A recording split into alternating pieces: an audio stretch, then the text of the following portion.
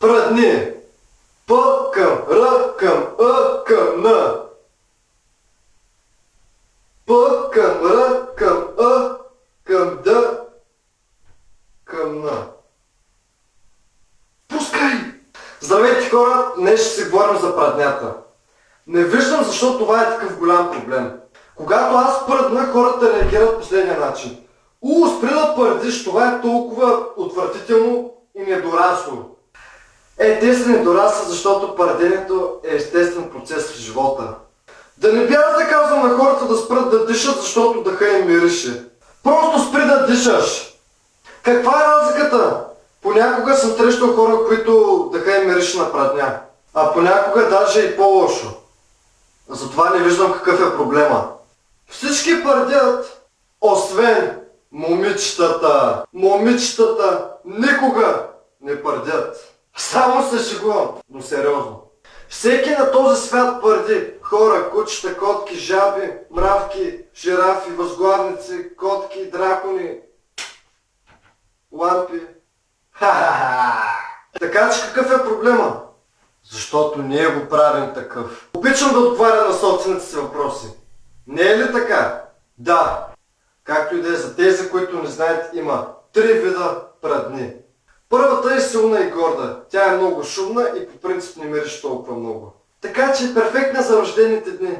Втората е тиха, но агресивна. Тези прадни са същински нинджи. Направо изстрелват се без дори да ги чуеш. Обаче смърдят ужасно.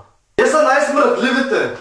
И последната, трета, е посраната. Тези прадни са такива, че никога не трябва да се напълните да ги пускате, защото накрая се оказва, че сте се напълнили гащите. Както и да е, това са основните видове прадни. Лично аз мисля, че няма от какво да се срамуваме. Но за тези, които ги е срам, ще ви покажа няколко примера сега. Повишаване на тон. Всичко, което трябва да правите, е да вдигате по-силен шум от праднята ви. Благодаря на всички, които дойдоха да ме изслушат. Това беше моят проект за фотосинтезата. Надявам се да сте доволни. Следващия начин е отричането. Всичко, което трябва да правите, е да отричате, отричате и отричате. Това не бях аз. Какво не беше ти? Това и накрая обвиняването. Обвинявайте всеки, когато пръднете. Пич, престани! Фу! Съобразявай се!